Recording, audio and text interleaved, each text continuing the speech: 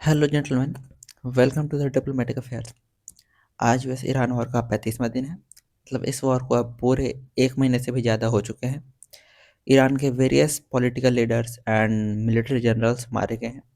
फिर चाहे वो ईरान के previous supreme leader अयतुल्ला Ali Khamenei हो या फिर प्रीवियस मिनिस्ट्री ऑफ डिफेंस अजीज नासिर जादे हों, ये सभी इजराइल के द्वारा पिन पॉइंट एक्यूरेसी के साथ एलिमिनेट कर दिए गए हैं। इवन कुछ ही दिनों पहले आप लोगों ने सुना होगा कि ईरान के नेवी चीफ अली रेजा तांगसेरी को भी इजराइल के द्वारा एयर स्ट्राइक एलिमिनेट कर दिया गया था। बेसिकली इजराइल अभी ईरानियन रिजीम का बीहेडिंग कर रहा है, उनके सभी टॉप लीडर्स को मार रहा है। मोसाद आईडीएफ को, इजराइल डिफेंस फोर्सेस को ईरानियन लीडर्स का और उनके कमांडर्स का लोकेशन देती है और आईडीएफ उन्हें अपने एयर स्ट्राइक में एलिमिनेट कर देती है। वहीं यूएस भी अभी इजराइल के साथ ईरान पर अटैक कर रहा है और यूएस को इस वॉर में काफ़ी हैवी और सिग्निफिकेंट लॉसेस भी हुए हैं। यूएस कंटिन्यू अपने ट्रूप्स को और अपने नेवल एसेट्स को वेस्ट एशिया में, मतलब मिडिल ईस्ट की ओर भेज रहा है, यहाँ डिप्लॉय कर रहा है। वहीं यूएस ने एक, आपको पता ही होगा, पहले एक पीस प्लान भेजा था, 15 पॉइंट का एक पीस प्लान भेजा था यूएस ने, जिसे कि ईरान ने रिजेक्ट कर दिया था। इस पूरे पीस प्लान में आप देखेंगे तो यूएस ने यह कहा था, 15 पॉइंट पीस प्लान में यह कहा था कि ईरान को अपने सभी एनरिच्ड यूरेनियम को यूएस को सरेंडर करना होगा। इस प्लान में यूएस ने एक रिटन प्रॉमिस मांगा था कि ईरान से कि आप फ्यूचर में कभी भी न्यूक्लियर वेपन्स दोबारा बनाने का प्रयास नहीं करेंगे और आईएईए को भी ईरान अपने सभी न्यूक्लियर फैसिलिटीज़ का अनरेस्ट्रिक्टेड एंड अनलिमिटेड एक्सेस देगा।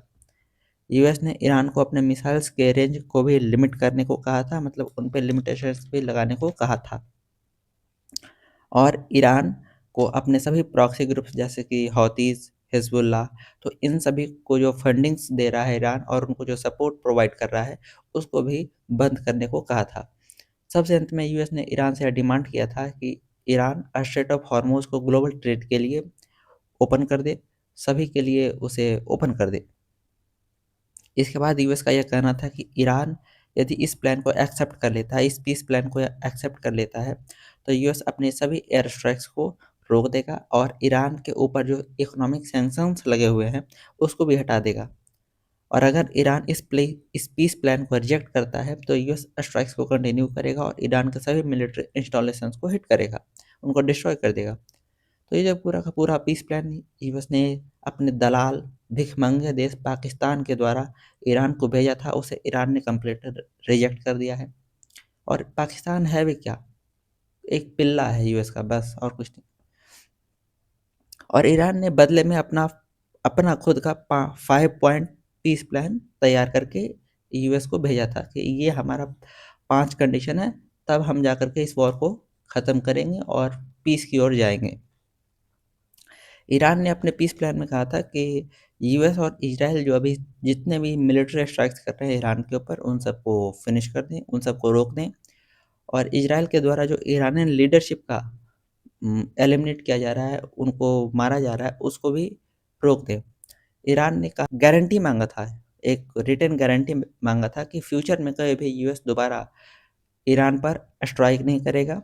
और जो इसमें सबसे ज़्यादा एम्बैरेसिंग पॉइंट था यूएस के लिए, वो था रेपरेशंस। ईरान ने कहा था कि अभी तक जो इस वॉर में हमारा बिलियंस ऑफ डॉलर्स का लॉस हुआ है, वो अभी यूएस हमें पे करेगा, यानी कि वॉर का जो रेपरेशन है वो भी यूएस ईरान को पे करेगा। ईरान ने अपने सभी प्रॉक्सी ग्रुप जैसे कि हौतीस, हिजबुल्लाह, तो इन सब के खिलाफ जो यूएस का और इसराइल का ऑपरेशन भी अभी चल रहा है, उसको भी बंद करने को कहा था। वहीं सबसे लास्ट में ईरान का एक, अब तो ये वाला जो पॉइंट था, ये अब पूरे वर्ल्ड में डिस्कस का एक पॉइंट बन गया था कि भाई अब ईरान ये क्या डिमांड कर रहा है। इसमें ईरान ने कहा था कि अब स्ट्रेट ऑफ हॉर्मोज पर ईरान अपना कंप्लीट कंट्रोल रखेगा और ईरान ने अपना सोवेरेनिटी क्लेम कर दिया था स्ट्रेट ऑफ हॉर्मोज के ऊपर, और उसमें कहा था कि यह ईरान का राइट है। तो दोनों कंट्रीज का अगर आप डिमांड्स को देखेंगे तो ये ऐसा है ही नहीं कि एक्सेप्ट किया जाए, ये बिल्कुल भी एक्सेप्टेबल नहीं है। ना तो यूएस का डिमांड उस तरीके का है, ना तो ईरान का है। यूएस चाहता है कि वह डोमिनेट दिखे इस पूरे वॉर में ईरान चाहता है कि वह ऐसा सबक सिखाए यूएस को कि यूएस दोबारा ईरान पर अटैक करने से पहले 100 बार सोचे।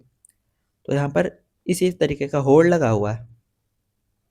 यूएस यहाँ पर ज़्यादा से ज़्यादा टाइम बाय करने का भी प्रयास कर रहा है, ताकि वो अपने फोर्सेस को जो मिडल ईस्ट में अभी ला रहा है, उसको मिडल ईस्ट में लाकर ईरान के अगेंस्ट जो ऑपरेशन चल रहा है, उसमें और भी तेज़ी ला सके और भी बेहतरीन तरीके से ऑपरेशन कर सके ईरान के अगेंस्ट। यूएस ईरान में ग्राउंड इन्वेजन की भी तैयारी कर रहा है। ये बात बिल्कुल ठीक है और ये बात अब कन्फर्म हो ही चुकी है। वहीं ईरान ने यह कहा है कि वह इसके लिए अब ऑलरेडी पहले से ही रेडी है। वह पहले से ही यूएस के ग्राउंड इन्वेजन के लिए रेडी है, बिकॉज़ यूएस जब एयर स्ट्राइक करता है तो ईरान उतना रिटेलिएट नहीं कर पाता है। लेकिन जब ग्राउंड फोर्सेस की बात आएगी तो भाई वहाँ पे तो आपका टेक्नोलॉजी एक तरीके से लिमिट हो जाता है ना। तो फिर वहाँ पर तो भाई ईरान आपको, और ईरान की ज्योग्राफी भी ऐसी है कि अगर एक बार यूएस अंदर गया तो फिर यूएस बहुत लंबे टाइम के लिए फँसेगा। ईरान ने ये भी कहा था कि वह यूएस ट्रूप्स का वेलकम करता है। तो अब देखिए, वहीं यूएस और इजराइल मिलकर ईरान के न्यूक्लियर फैसिलिटी को हिट कर रहे हैं और ईरान इजराइल के न्यूक्लियर फैसिलिटी को हिट कर रहा है। तो इस पूरे वॉर में एक न्यूक्लियर फैसिलिटीज़ पे जो दोनों एक दूसरे के न्यूक्लियर फैसिलिटीज़ को अटैक कर रहे हैं, एक दूसरे के न्यूक्लियर फैसिलिटीज़ को हिट कर रहे हैं, यह भी एक बहुत बड़ा डिस्कशन का पॉइंट है। बिकॉज़ आप देखेंगे यदि कहीं से भी रेडिएशन लीक होता है तो पूरे के पूरे रीजन को ये अफ़ेक्ट करेगा, पूरे वेस्ट एशिया को ये अफ़ेक्ट करेगा। और जिस तरीके से न्यूक्लियर फैसिलिटीज़ को यूएस अटैक कर रहा है और जिस तरीके से ईरान अपने बैलिस्टिक मिसाइल्स को इज़राइल के न्यूक्लियर फैसिलिटीज़ की ओर फायर कर रहा है ना, ये एक रियली एक बहुत बड़ा डेंजर का साइन है, एक वार्निंग है। आईएईए ने ऑलरेडी वार्निंग दिया है। ईरान ने बहरीन में अमेज़न के डाटा सेंटर्स को भी हिट किया है। बहरीन में और अदर यूएस कंपनी जैसे कि गूगल, माइक्रोसॉफ्ट, एप्पल, आईबीएम, इन सबको हिट करने का थ्रेट दे चुका है। अभी तक हिट नहीं हुआ है, थ्रेट दे चुका है। जो ईरान है वह यूएस इजराइल को कंटिन्यू हिट कर रहा है, यूएस में के मिलिट्री बेसेस को हिट कर रहा है। और इजराइल पर तो भाई आपको पता ही होगा, जिस तरीके से आज वीडियोस आप देख रहे हैं, मतलब पूरा तरीके से ख़त्म हो रखा है। वो उनके इंटरसेप्टर्स कई बार फेल कर जा रहे हैं। वहीं ट्रंप लगातार ईरान को टाइम देते जा रहे हैं, टाइम पे टाइम, डेट पे डेट देते जा रहे हैं, कंटिन्यू डेट को एक्सटेंड कर रहे हैं। पहले ट्रंप ने कहा कि हम 48 आवर्स का टाइम देते हैं, ठीक है भाई। उसके बाद फिर कहा नहीं नहीं, अब हम 5 दिन का और टाइम देंगे ईरान को। जब 5 दिन का टाइम ख़त्म हो गया तो वो फिर ट्रंप ने कहा नहीं ठीक है, 5 दिन हो गया ना, अब और हम आपको 10 दिन का टाइम और देते हैं। तो पहले 2 दिन, फिर 5 दिन, फिर 10 दिन, और ये 10 दिनों वाला टाइम भी 6 अप्रैल को ख़त्म हो जाएगा। तो फिर अब यह देखना होगा कि ट्रंप दोबारा से टाइम को एक्सटेंड करते हैं या फिर इस बार कोई हैवी अटैक लॉन्च करते हैं ईरान के अगेंस्ट।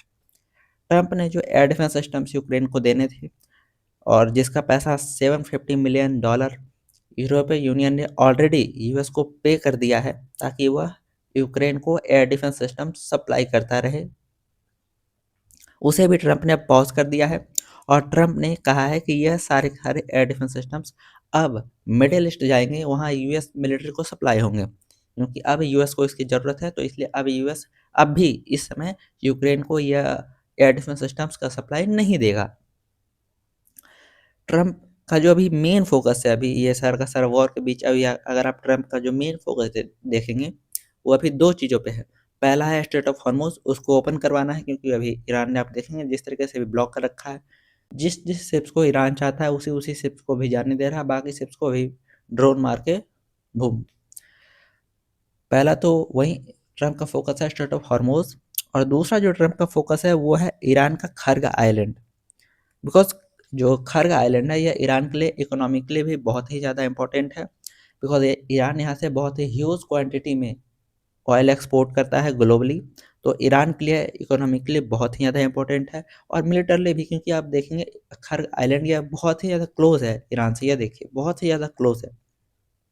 तो अगर यहाँ पे जाकर यूएस अपना कैप्चर कर लेता है तो फिर ईरान के लिए प्रॉब्लम्स तो होंगे भाई आपको, क्योंकि अगर वहाँ पे अमेरिका जाके बैठ जाता है तो वहाँ पे अमेरिका टेम्पररी बेस भी बना करके ईरान के अगेंस्ट अटैक्स को और भी ज़्यादा गहरा बना सकता है, ईरान को और भी ज़्यादा एक्यूरेसी से हिट कर सकता है, जिससे कि ईरान को और भी ज़्यादा लॉसेस हो जाएँ।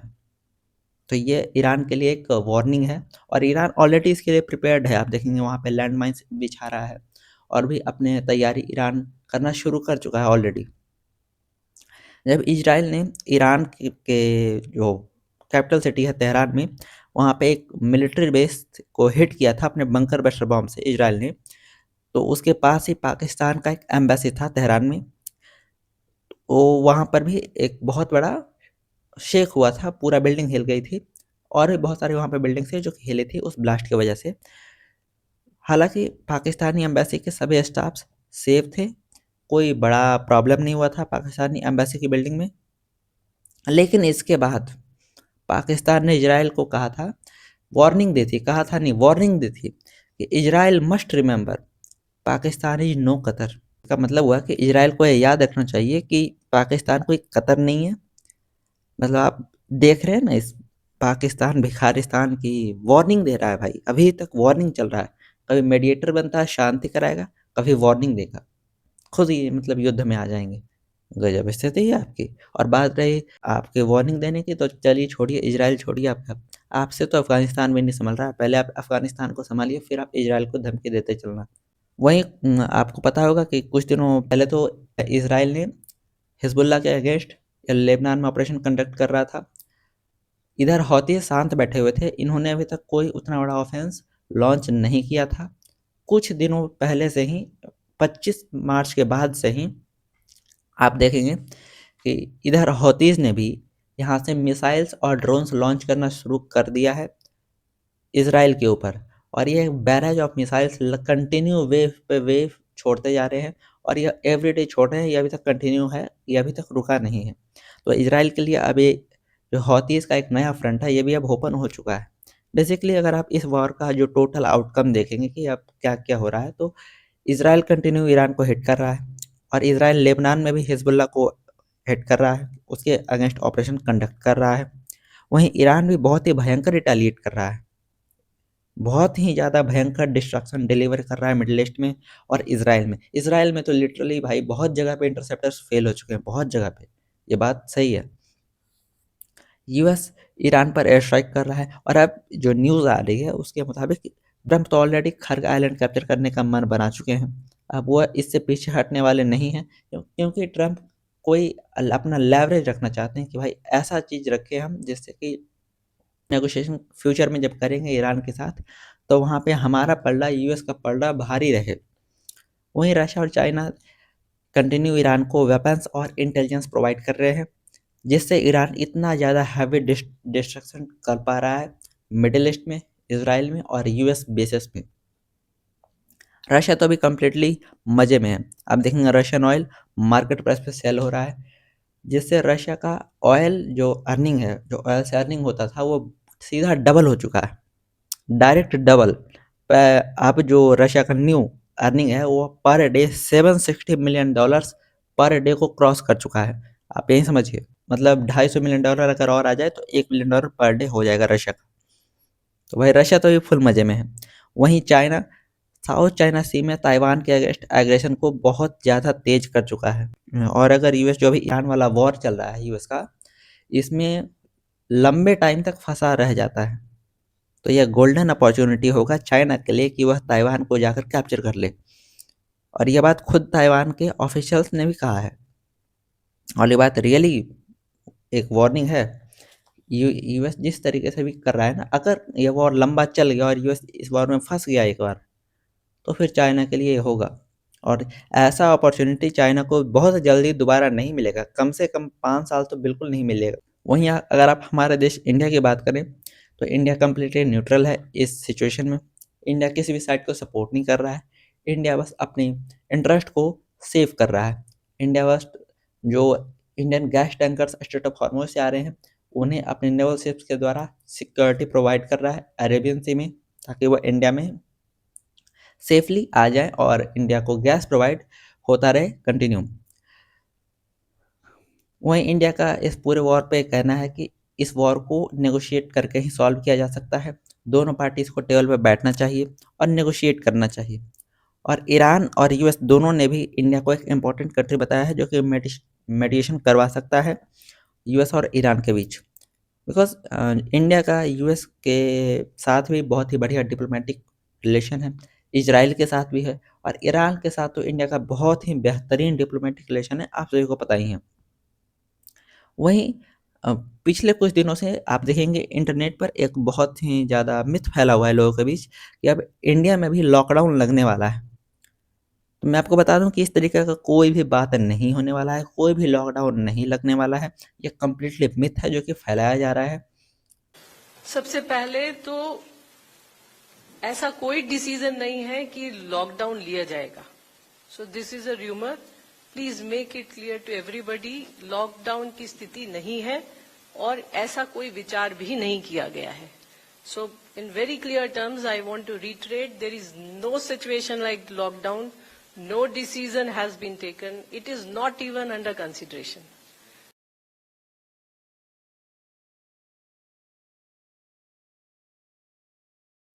और कुछ दिनों पहले एक एलपीजी वाला आया था कि भाई एलपीजी शॉर्टेज हो गया है इंडिया में, तो ऐसा भी कुछ नहीं हुआ था। ये एक भाई बस शॉर्टेज क्रिएट हो गया था, लोगों में पैनिक हो गया था, इसलिए लोगों ने इतना ज़्यादा बाय करना शुरू कर दिया कि भाई वो शॉर्टेज होना ऑब्वियस है।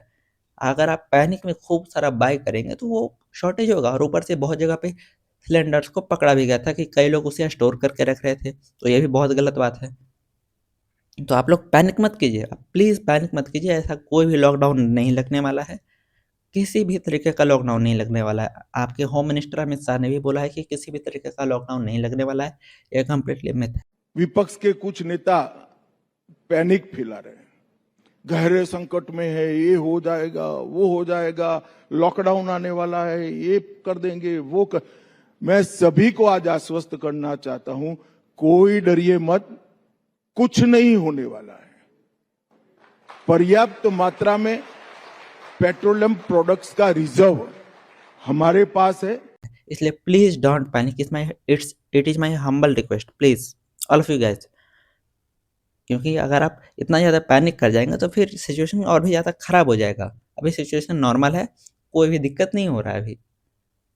तो इस वीडियो में इतना ही, मिलते हैं आपसे नेक्स्ट वीडियो में। Thank you.